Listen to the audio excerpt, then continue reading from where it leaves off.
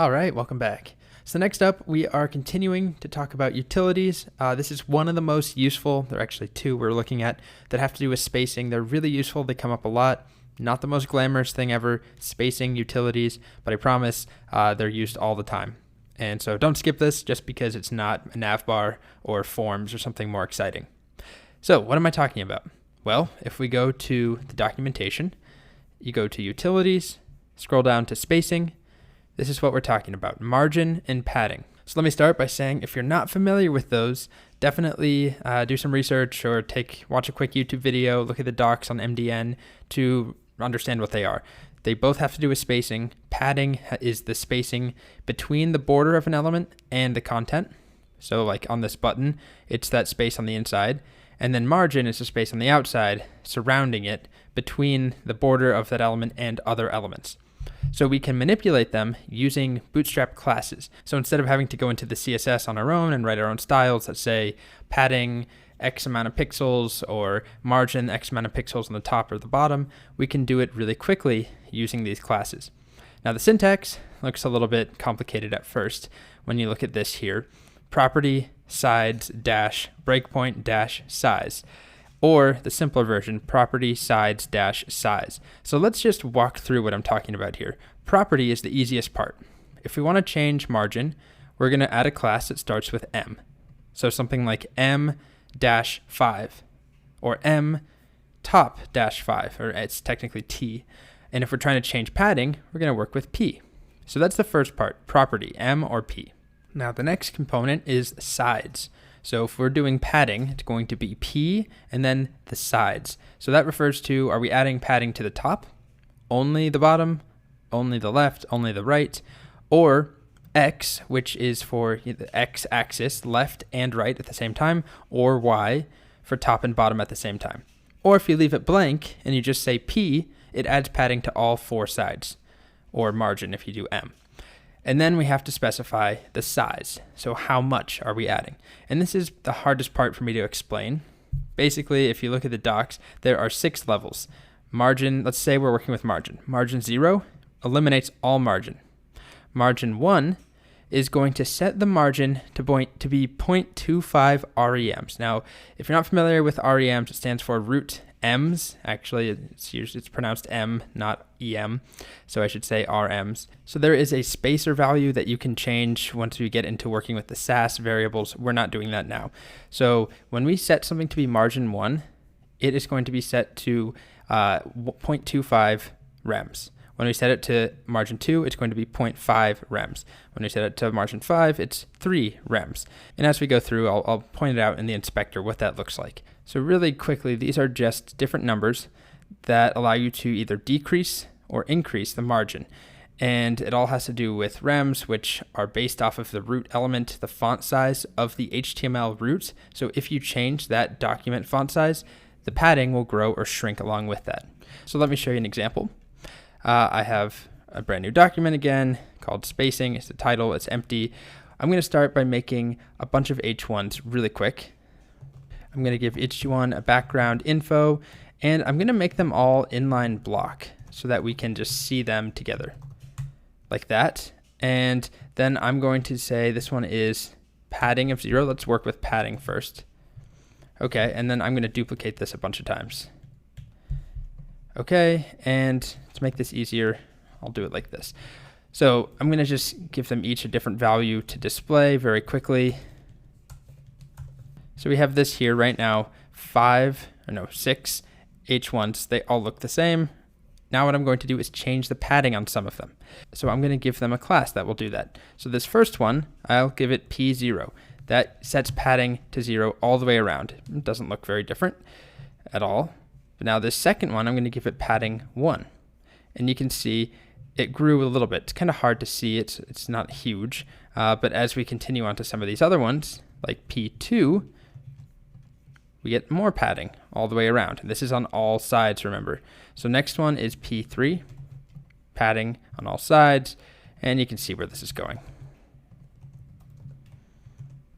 And that's all 5 of them, or 6 levels.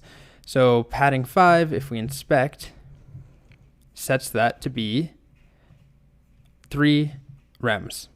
And this padding, because it's using rems, unfortunately, I don't have time to teach all of this, but it's basically a relative unit. So if we go to the HTML element and I change the font size of the entire document, it's usually the default is 16. If I change it to 10 pixels, notice all the padding shrinks. Same thing if I go to, I don't know, 50. All that padding grows with it. So I'll leave it at the default, which is 16. Now if we go back to the docs, we've been adding padding all the way around on all four sides, but we can also add padding to only the top or the bottom, the left, the right, or the left and right at the same time, top and bottom at the same time. So I'll quickly illustrate that and won't make you watch me do all of them. But let's do buttons this time, and let's do a large button, so BTN-LG, and let's do BTN warning, and we'll do padding top 5. Let's just do 5 for all of them so you can see the most significant difference. Okay, so of course right now it has no padding top, but if I give it padding top of 5, you can see we get a lot of padding at the top. And if we duplicate that and this time do padding bottom 5, we only get padding on the bottom. And the same for the left and the right, of course. Now if we only wanted top and bottom padding, not left and right, we can do PY. And you can see we get it top and bottom. And on the other side of things, we can do PL for the left side, and then PR for the right side. And I know this is getting kind of dull. So finally, our last one is PX5, which is left and right together. And you can see we get padding on the left and the right. All right, so that's the padding utility. And moving on to the margin utility, it's very similar. We just changed that P to an M, and we're working with margin. So here I've made, let's do, instead of info, let's do success. Okay, so I'm just going to duplicate this a couple times. And I'm going to start by doing the same thing, just all around margin. So M1 is margin 1 all the way around, which is, if we look at it again, it's kind of hard to tell here. But you can see this one has 0 margin. This one has just a little bit of margin right there.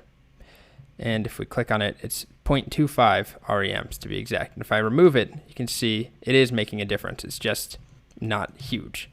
All right, next we've got margin 2, margin 3. Let's finish that up. Save. Okay, so you can see, margin 3 has quite a bit more margin, especially if we highlight it, you can see it now. And then we got margin 4 and 5. And I'm not going to go through all the other things with left and right, top and bottom. They all are there, the same as padding. If you want to add margin only to the bottom, you can do MB5 or MB, whatever number you want. Same thing for left and right, top and bottom, and X and Y. All right, so that's margin there.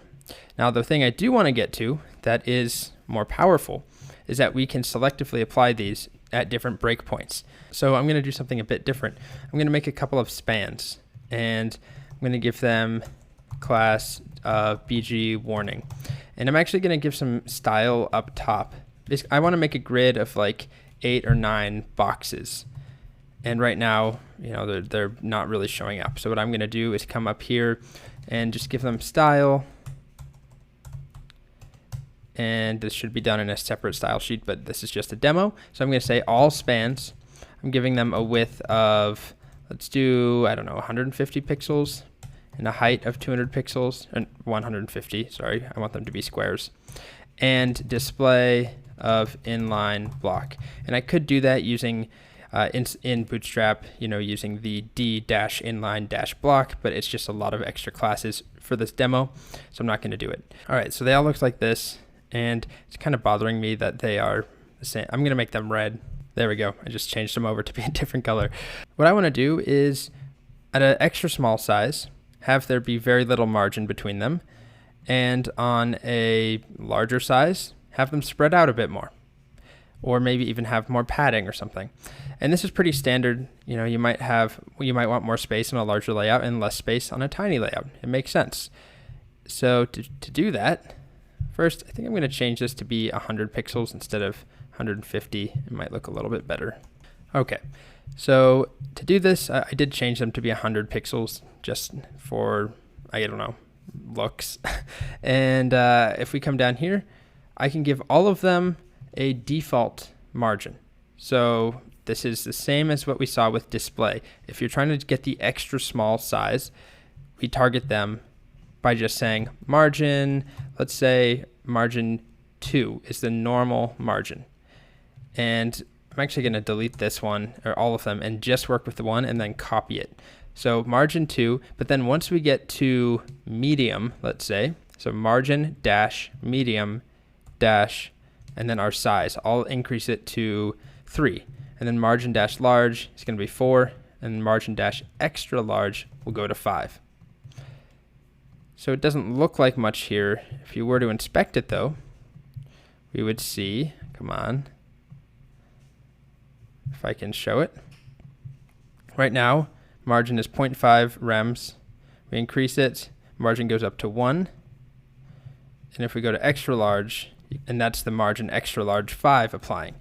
So now if we go back and duplicate our element here a couple times, we have this sort of a grid, I guess. We haven't talked about the grid system or anything, but we have these elements that get closer together at one point. Then they spread out, and then spread out further, as you can see there. So we can do that using these margin classes, the spacing classes. And remember, the trick to all of these is the extra small size is the default. So margin 2, which actually I think is a bit too much space, I would probably change it to be margin 1, but it doesn't really matter. It's just a dumb demo anyway. And just see if that looks any better. Yeah, it's a little more appropriate for mobile. So that's the default, and then anytime you want to change it, you use whatever breakpoint, margin dash MD dash 3. And you could do this on the top and the bottom only, or on the left and the right only. I have this all the way around. You could do this with padding. So the point is, any of these, if you go to the docs, they actually tell you exactly the recipe to follow. The property name, the sides, the breakpoint, and the size. So margin top, so MT dash medium dash 5, for example. Okay, so those are the sizing or the spacing utilities on their own. Not that exciting, but soon you'll see we can combine them to really make our websites a lot better looking on different layouts. It's very quick and easy. You don't have to go into your CSS and type margin and padding and all that stuff yourself. This is a really easy way of doing it.